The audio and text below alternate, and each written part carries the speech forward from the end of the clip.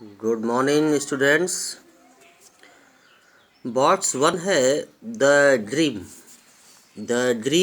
Brothers, folk tales and nation building.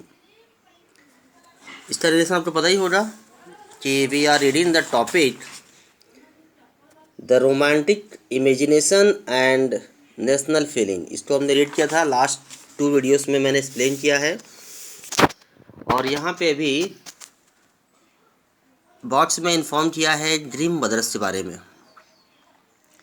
ग्रीम्स fairy tales is a familiar name. Grimm's fairy tales ये familiar नाम है। The brothers Jacob and Wilhelm Grimm were born in the German city of Hanau in 1785 and 1786 respectively. यानी 2 भाई है, इसलिए नाम रखा है इसको ड्रीम ब्रदर्स। जैसे हम बोलते हैं ना हु इन्वेंटेड द एरोप्लेन, तो आप बोलते हो सर राइट ब्रदर्स। ठीक है, उसमें राइट में RIGHT नहीं है, WRIGHT है। तो राइट ब्रदर्स ने एरोप्लेन का इन्वेंशन किया था। वैसे यहाँ पे है ड्रीम ब्रदर्स, और ड्रीम में एक है जैकब ड्रीम और दूसरा है विल्हेम ड्रीम। ये दोनों का स्टोरी है ये, जिनका नाम फेमस है ड्रीम्स फेरी टेल्स। इनका जन्म कब हुआ है? जर्मन सिटी में, हनाउ में। और कब हुआ है? 85-86 यानी 1785 1786। कैसे याद रहेगा आपको? यानी फ्रेंच रिवॉल्यूशन से 4 साल और 3 साल पहले। Clear? While both of them studied law, they soon developed an interest in collecting old folk tales. दोनों ने लॉ की पढ़ाई की थी, दोनों वकील थे, कानून की जानकारी देते थे वो लोग, जर्मनी में हनाउ सिटी। लेकिन बाद में इनको इंटरेस्ट आया कि हम फोक टेल्स को जमा करें। फोक टेल्स जानते हो क्या होता है? फोक टेल्स यानी कि कहानियाँ। कौन सी कहानियाँ? जो लोग कहानियाँ हैं, मतलब कि कॉमन पीपल के बीच चलने वाली कहानियाँ, गांव में चलने वाली जो कहानियाँ होती थी उसको बोलते हैं फोक टेल्स। कैसे भी आपके गांव में भी अगर आप पूछो कि अपने जो फैमिली में आपके सीनियर हैं, दादा दादी हैं, नाना नानी हैं, उनसे पूछेंगे कि कहानी सुनाओ, तो वो अपने ज़माने की जो पुरानी कहानियाँ हैं वो सुनाते हैं। जैसे भी कॉमन बात कर लीजिए, हिंदी में कहानियाँ बताओ पुरानी, तो आप बोलोगे सर वो कछुआ और खरगोश की कहानी याद आया। फिर पूछेंगे और तो ये बताओ, तो फिर कुछ आपके धर्म से भी कहानियाँ आएंगी, विष्णु शर्मा जी पंचतंत्र वगैरह हैं। तो ये हमारी फोक टेल है। वैसे उनको इंटरेस्ट आया कि हम लोग फोक टेल्स जमा करें। कौन? जैकब ग्रीम और विल्हेम ग्रीम, जो दोनों ग्रीम ब्रदर्स थे। लॉ की पढ़ाई किया, पर उनके मन में इच्छा आया कि इंटरेस्ट पैदा हुआ कि हमें यहाँ के फोक टेल्स जमा करना चाहिए। So they spend 6 years travelling from village to village, talking to people and writing down fairy tales. तो वो 6 साल वो लोग घूमते रहे, गांव से गांव घूमते रहे। वो लोग लोगों से बात किया और जो भी कहानियाँ उनको सुनने को मिली उसको उन्होंने लिखा, उन्होंने which were handed down through the generations. यानी वो कहानियाँ जो लोगों के बीच में पीढ़ी दर पीढ़ी चली आ रही थी, उन कहानियों को उन्होंने सुना लोगों से, उसको लिखा उन्होंने, उसको जमा किया उन्होंने, उन फोक टेल्स को।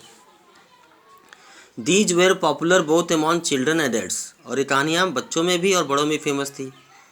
इन 1812 they publish their first collection of tales. 1812 में उन्होंने सबसे पहला जो उनका कहानियों का संग्रह था उसको उन्होंने पब्लिश किया 1812 में। यानी उन्होंने किताब छपवा के लोगों को बताया कि ये देखो, ये हमारे यहाँ की लोकल कहानियाँ हैं जिसको हम बोलते हैं folk tales. Subsequently, both the brothers became active in liberal politics, especially the movement for freedom of the press. फिर उसके बाद दोनों भाई ने सबस्टेंटली मतलब होता है तत्पश्चात। उससे बाद क्या किया दोनों भाइयों ने लिबरल पॉलिटिक्स में एक्टिव पार्ट प्ले किया, और ख़ास करके उन्होंने फ्रीडम ऑफ द प्रेस, इसके मूवमेंट में उन्होंने हिस्सा लिया। फ्रीडम ऑफ द प्रेस, कि प्रेस को फ्रीडम मिलना चाहिए। इन द प्रेस जानते हो ना, न्यूज़पेपर छापने वाले, न्यूज़ देने वाले, उसको बोलते हैं press. In the mean time they also published A 33 volume dictionary of the German language. और इसी तरह उन्होंने 33 वॉल्यूम उन्होंने बनाया, यानी 33 किताबें उन्होंने छापी डिक्शनरी की। कौन सी language? German language. The Grimm brothers also saw French domination as a threat to German culture. और उनका मानना ये था कि ये जो फ्रेंच एडमिनिस्ट्रेशन है, जो फ्रेंच डोमिनेशन है हमारे ऊपर, वो खतरा हो जाएगा जर्मन कल्चर के लिए, यानी जर्मन का जो अस्तित्व है वो ख़त्म हो जाएगा अगर फ्रेंच डोमिनेशन चलता रहा तो। So they believe that the folktales they had collected were expressions of a pure and authentic German spirit. और उन्होंने बोला कि जो हमने फोकटेल जमा किया है, गांव के लोगों की बातें जो जमा की हैं, जो कहानियां जमा की हैं, ये सही में पूरी तरह सच्चा और एक मजबूत जर्मन स्पिरिट है, जर्मन सोच है ये। They considered their project of collecting folktale and developing the German language as a part of the wider effort to oppose French domination. तो उनका मानना ये था कि ये जो प्रोजेक्ट हमने जमा किया है, जो हमने फोटेज जमा किया है, और जर्मन लैंग्वेज जो है, ये एक बड़ा एफर्ट होगा फ्रेंच डोमिनेशन को अपोज करने के लिए और क्रिएट करने के लिए क्या, ये जर्मन नेशनल आइडेंटिटी, जर्मन का एक राष्ट्र पहचान बने। तो ये था स्टोरी ग्रीम ब्रदर्स का, कि इस तरह से उन्होंने एफर्ट डाल के गांव में घूम के, जर्मन गांव में घूम के वहाँ के लोगों से फोटेल जमा किया, और बाद में उन्होंने लिबरल पॉलिटिक्स में एंट्री किया, प्रेस से फ्रीडम के लिए फाइट किया, और उनका मानना था कि फ्रेंच डोमिनेशन एंड फ्रेंच का जो हमारे ऊपर असर है उसको हटाया जाए, नहीं तो जर्मन कल्चर ख़त्म हो जाएगा और जर्मन एक पहचान बननी चाहिए। तो यहाँ पे भी शो करता कि लैंग्वेज से दम पे और फोटेल दम पे जर्मन कल्चर को फिर से जगाया गया, फिर से उठाया गया। Got it.